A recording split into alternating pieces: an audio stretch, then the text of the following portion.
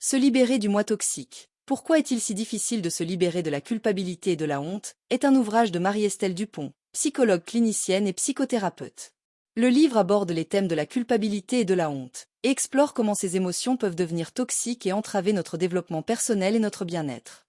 Dans son ouvrage Se libérer du moi toxique, Marie-Estelle Dupont explore en profondeur les émotions de culpabilité et de honte, en détaillant leurs origines, leur impact sur notre psyché et les moyens de s'en libérer. Dupont souligne que la culpabilité et la honte prennent souvent racine dans l'enfance, lorsque les messages et les attentes des parents, des enseignants et des figures d'autorité instaurent des normes rigides et des sentiments d'inadéquation. Par exemple, des critiques répétées ou des punitions pour des erreurs mineures peuvent inculquer un sentiment profond de culpabilité. Les expériences traumatisantes ou les événements marquants de la vie, tels que les échecs ou les rejets, peuvent également alimenter ces émotions, laissant des cicatrices émotionnelles qui influencent notre perception de soi. En outre, les normes sociales et les attentes culturelles jouent un rôle crucial. La comparaison avec les autres et la pression pour se conformer à des standards idéalisés exacerbent souvent la culpabilité et la honte.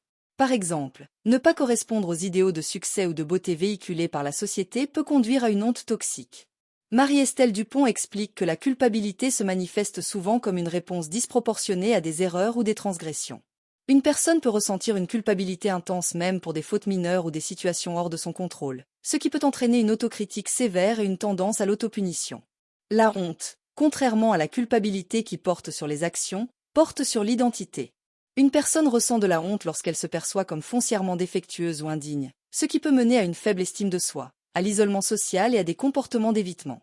La culpabilité et la honte peuvent également perturber les relations interpersonnelles. Une personne accablée par la culpabilité peut chercher à plaire excessivement aux autres pour compenser ses sentiments de faute, tandis qu'une personne honteuse peut éviter les relations de peur d'être rejetée ou jugée. Pour échapper à la douleur de la culpabilité et de la honte, certaines personnes adoptent des comportements autodestructeurs tels que la consommation excessive d'alcool, la drogue ou des comportements compulsifs. Ces comportements offrent une évasion temporaire, mais aggravent finalement le problème. Marie-Estelle Dupont explique que ces émotions peuvent souvent être des réponses excessives à des situations. Par exemple, une personne peut ressentir une culpabilité intense pour des erreurs mineures, comme arriver en retard à une réunion ou oublier un anniversaire, en raison d'une éducation stricte ou d'attentes personnelles élevées. Les personnes avec des standards internes très élevés peuvent éprouver de la honte ou de la culpabilité même lorsqu'elles n'ont objectivement rien fait de mal, car elles internalisent un sentiment de ne jamais être assez bien ou à la hauteur des attentes. Pour se libérer de la culpabilité et de la honte, Dupont propose plusieurs stratégies. Cultiver la compassion envers soi-même est essentiel, reconnaissant que tout le monde fait des erreurs et que ces erreurs ne définissent pas notre valeur en tant qu'individu. Engager un travail thérapeutique peut aider à identifier les sources de ces émotions et à les déconstruire. La thérapie cognitive et comportementale, en particulier, peut être utile pour reconfigurer les pensées négatives et les croyances irrationnelles. La pleine conscience aide à se reconnecter au moment présent et à accepter ses émotions sans jugement, ce qui peut diminuer l'intensité des sentiments de culpabilité et de honte et favoriser une attitude plus bienveillante envers soi-même. Enfin, revoir et ajuster ses propres standards peut aider à réduire les attentes irréalistes et à adopter une vision plus équilibrée et plus réaliste de soi-même et de ses capacités. En somme, Marie-Estelle Dupont offre un guide complet pour comprendre et surmonter la culpabilité et la honte, permettant ainsi au lecteur de se libérer de ses émotions toxiques et de vivre une vie plus épanouie et authentique. La psychologue offre une exploration approfondie de la manière dont le moi toxique se forme et affecte divers aspects de notre vie. Elle décrit comment ce moi toxique émerge principalement des émotions négatives telles que la culpabilité et la honte, ainsi que de l'intériorisation de messages destructeurs. Ce processus commence souvent dans l'enfance, lorsque les individus sont exposés à des critiques, des punitions ou des expériences négatives qui marquent profondément leur perception d'eux-mêmes. Les messages destructeurs, qu'ils soient explicites ou implicites, inculqués par des figures d'autorité ou par des expériences traumatisantes, deviennent des croyances enracinées dans la psyché de l'individu. Par exemple, un enfant qui reçoit constamment des reproches pour ses erreurs peut développer une culpabilité chronique, tandis qu'une personne ayant subi des humiliations répétées peut intérioriser une honte profonde. Ces émotions négatives et ces croyances se transforment en un moi toxique qui altère la perception de soi et l'image personnelle. Le moi toxique est caractérisé par une autoperception négative persistante, où chaque échec ou critique est perçu comme une confirmation de croyances dévalorisantes. Cette vision déformée de soi-même engendre une faible estime de soi, où l'individu se voit comme incompétent ou indigne, limitant ainsi ses opportunités de croissance personnelle et professionnelle. En conséquence, la personne évite de prendre des risques ou de saisir des opportunités par peur de l'échec ou du jugement, ce qui perpétue le cycle de la dévalorisation personnelle. De plus, le moi toxique exerce une influence négative sur les relations interpersonnelles. Les personnes affectées par la culpabilité et la honte peuvent développer des comportements de surcompensation, cherchant à plaire excessivement aux autres pour obtenir une validation externe qu'elles ne se donnent pas elles-mêmes. À l'inverse, elles peuvent également adopter des comportements d'évitement, se retirant des relations sociales par peur du rejet ou de la critique. Ces dynamiques créent des relations déséquilibrées, souvent marquées par des conflits, une dépendance émotionnelle ou l'isolement. Enfin, le moi toxique limite la capacité de l'individu à vivre pleinement et à apprécier la vie. La préoccupation constante pour la culpabilité et la honte empêche souvent la personne de se réjouir des moments présents ou de célébrer ses réussites. Les pensées négatives récurrentes et l'autocritique sévère absorbent une grande partie de l'énergie mentale et émotionnelle, rendant difficile l'engagement dans des activités significatives ou la poursuite de passions personnelles. Cette incapacité à apprécier la vie et à s'engager pleinement conduit fréquemment à des sentiments de dépression et d'insatisfaction chronique. Marie-Estelle Dupont, à travers son ouvrage, fournit ainsi une compréhension détaillée du développement du moi toxique et de ses impacts dévastateurs sur l'estime de soi, les relations et la capacité à vivre une vie épanouie. En identifiant et en déconstruisant ces schémas destructeurs, les lecteurs peuvent espérer trouver des voies vers une guérison émotionnelle et un épanouissement personnel. Parlons maintenant des mécanismes de défense. Selon Dupont, ces mécanismes de défense sont des stratégies psychologiques inconscientes que nous utilisons pour nous protéger des émotions négatives. Bien qu'ils aient été conçus pour atténuer l'angoisse, ils peuvent souvent renforcer les problèmes qu'ils visent à résoudre, nous emprisonnant dans des schémas de comportement autodestructeurs. Parmi les mécanismes de défense décrits par Dupont, la rationalisation est l'une des plus courantes. Il s'agit de justifier des actions ou des comportements problématiques par des raisons logiques, même si elles sont biaisées ou fausses. Par exemple, quelqu'un qui se sent coupable d'être souvent en retard peut expliquer ce comportement par des problèmes de circulation, ce qui réduit temporairement la culpabilité mais empêche une véritable prise de responsabilité. Le mécanisme de projection consiste à attribuer ses propres sentiments ou défauts à autrui. Par exemple, une personne honteuse de ses imperfections peut critiquer les défauts des autres pour détourner l'attention de ses propres insuffisances. Ce processus déplace la source de la honte et empêche la personne de confronter ses propres émotions. Le déni est un autre mécanisme important, où la personne refuse de reconnaître la réalité d'une situation problématique ou douloureuse. Une personne coupable d'un comportement destructeur peut minimiser ou ignorer l'impact de ses actions, évitant ainsi d'affronter la vérité et de prendre des mesures correctives. La formation réactionnelle implique d'adopter des attitudes ou des comportements opposés à ce que l'on ressent réellement. Une personne qui ressent de la honte de soi-même peut afficher une attitude de confiance excessive ou de supériorité pour masquer ses véritables sentiments. Cette façade permet de dissimuler la honte sous-jacente mais ne résout pas le problème. L'intellectualisation est une approche où l'on traite des situations émotionnellement chargées de manière abstraite et analytique. Une personne qui ressent de la culpabilité peut se concentrer sur des aspects théoriques ou techniques pour éviter de faire face aux émotions réelles. Bien que cela puisse atténuer l'impact émotionnel immédiat, cela empêche une résolution authentique du problème. Ces mécanismes de défense, bien qu'efficaces à court terme, peuvent mener à des comportements autodestructeurs lorsqu'ils sont utilisés de manière excessive. L'évitement, par exemple, est une conséquence directe de mécanismes tels que le déni et la rationalisation.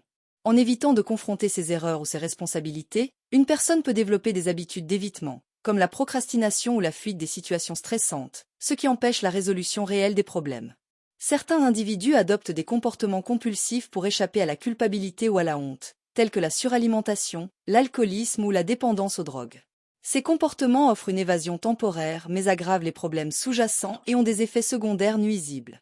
Le self-sabotage est un autre résultat des mécanismes de défense. Une personne, malgré ses objectifs ou désirs, peut adopter des comportements qui nuisent à ses succès ou à son bien-être. Par exemple, une personne qui projette ses défauts sur les autres peut créer des conflits injustifiés dans ses relations, ce qui nuit à sa propre réussite. Enfin, les relations dysfonctionnelles sont souvent le résultat de mécanismes de défense tels que la projection et la formation réactionnelle. Ces mécanismes créent des malentendus et des conflits, rendant difficile l'établissement de relations authentiques et équilibrées, et conduisant parfois à des dynamiques relationnelles toxiques. Marie-Estelle Dupont met en évidence comment ces mécanismes de défense, bien que servant à protéger la psyché des émotions douloureuses, peuvent également enfermer les individus dans des schémas autodestructeurs. Reconnaître ces mécanismes et comprendre leur fonctionnement est essentiel pour briser les cycles destructeurs et engager un processus de guérison authentique. En développant une conscience de soi et en adoptant des stratégies plus saines, les individus peuvent espérer surmonter les effets néfastes du moi toxique et avancer vers un bien-être plus complet. Une série de stratégies concrètes ont été également proposées dans le livre pour aider les individus à se détacher du moi toxique et à surmonter la culpabilité et la honte qui les entravent. Ces stratégies sont centrées sur l'autoréflexion, la thérapie cognitive et comportementale, la pleine conscience, ainsi que l'autocompassion et le pardon de soi. Les exercices de réflexion sont conçus pour aider les individus à explorer et à comprendre les croyances et émotions sous-jacentes qui contribuent au moi toxique. Dupont recommande des exercices pratiques tels que la tenue d'un journal de réflexion, où les personnes notent leurs pensées et sentiments face à des situations spécifiques. Ces exercices permettent d'examiner comment la culpabilité et la honte influencent le comportement et les perceptions de soi, facilitant ainsi la déconstruction des croyances destructrices et l'adoption d'une vision plus équilibrée de sa propre valeur. La thérapie cognitive et comportementale, TCC, joue un rôle clé dans le processus de libération proposé par Dupont. La TCC aide les individus à identifier et à remettre en question les pensées négatives et les croyances irrationnelles qui alimentent la culpabilité et la honte. Par exemple, une personne se sentant constamment coupable de ne pas être à la hauteur peut utiliser des techniques de TCC pour reformuler ses pensées en affirmations plus positives et réalistes. La TCC encourage également l'adoption de comportements plus sains, en remplaçant les habitudes destructrices par des actions constructives. Les exercices de TCC incluent la réévaluation cognitive, où l'on examine les preuves soutenant ou réfutant les pensées négatives, ainsi que la planification d'activités positives pour renforcer l'estime de soi et la satisfaction personnelle. Les pratiques de pleine conscience sont également recommandées comme un moyen puissant de se reconnecter avec le moment présent et d'accepter les émotions sans jugement. La pleine conscience aide à cultiver une conscience accrue de ses pensées et émotions, permettant de les observer sans être submergé par eux. Dupont propose des techniques telles que la méditation de pleine conscience, les exercices de respiration et la relaxation corporelle pour réduire l'intensité des sentiments de culpabilité et de honte.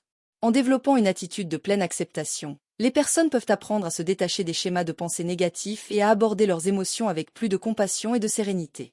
L'autocompassion est une pierre angulaire des stratégies de libération proposées par Dupont. Elle encourage les individus à se traiter avec la même gentillesse et compréhension qu'il offrirait à un ami dans une situation similaire. L'autocompassion implique d'accueillir ses imperfections et ses erreurs sans jugement sévère.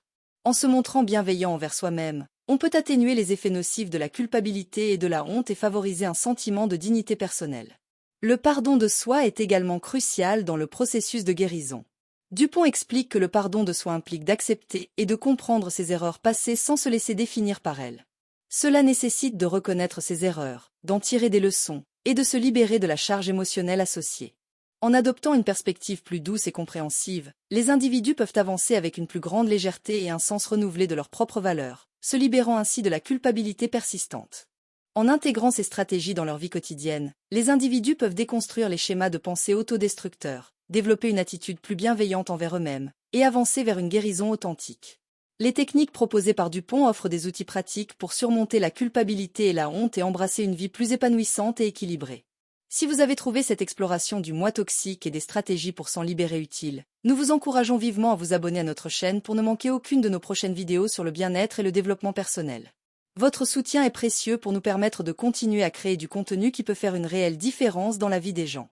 N'hésitez pas à partager cette vidéo avec vos amis, votre famille, ou toute personne qui pourrait bénéficier de ces conseils. Ensemble, aidons plus de personnes à se libérer de la culpabilité et de la honte pour vivre une vie plus épanouissante et équilibrée. Merci de votre soutien et à bientôt pour de nouvelles vidéos.